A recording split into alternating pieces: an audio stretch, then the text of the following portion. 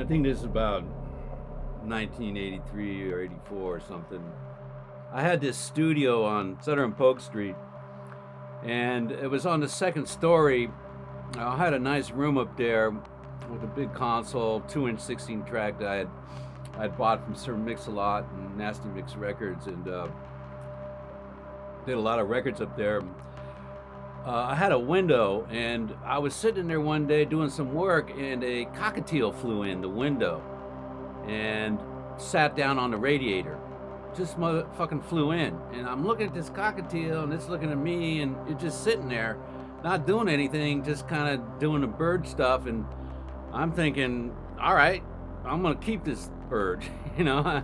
And I called him Hip Hop, and this bird loved the studio because he would perch on the top of the rack, and he would come down to the board, and he would peck at the buttons and all the flashing lights. I mean, it must have been bird paradise because he was always amused. He was everywhere in that studio, and he kind of became a mascot for a while, and clients would like him, and he would come and sit on people's shoulders, and I got him a cage and fed him good and kept him with water. You know, I was a good dad to Hip Hop. And I got some pictures somewhere of him sitting on the mixing console. I swear to God, that bird could mix if he hit the mute button just right.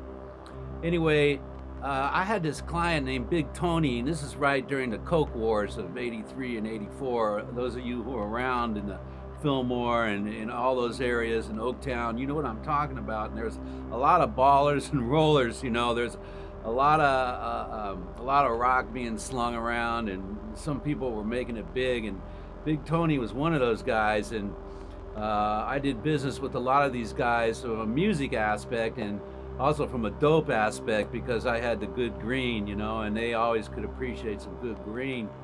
And Big Tony would come through. He always rolled through with a different car. He usually had a different dude with him. He always paid me with a bag of cash. Hip Hop loved him, and he loved Hip Hop. Hip Hop would come down and land on his shoulder and peck at his earring, and he just loved that. He'd go, man, I loved this bird. I loved this bird. And I said, that's good, because that bird loves you, Tony. That bird is always looking forward to when you come through. And I swear, sometimes he'd just book time to come down and spend time with that bird. And he'd come in and go, where's the bird? Where's the bird? And the bird would come down, and he'd be all happy as fuck. And I said, why don't you just get your own bird?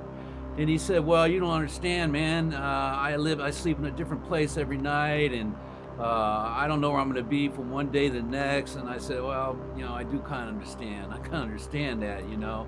And he goes, I would get a bird, but I can't, you know. And so I like your bird. And so, you know, that went on for a few months. And one day, Hip Hop died. Somebody accidentally stepped on Hip Hop, and he died. Like that. It was an accident. Hip Hop hardly ever went to the floor. There's a group of people in there. Somebody took a step backward, and it was over for Hip Hop. And it was quick, but it was a bummer. It was not cool. But anyway, Big Tony come in a few days later, and he's going, "Where's the bird? Where's the bird?" And I said, "The bird died. You know, it was an accident. You know, something happened." He got really fucking serious, and he asked,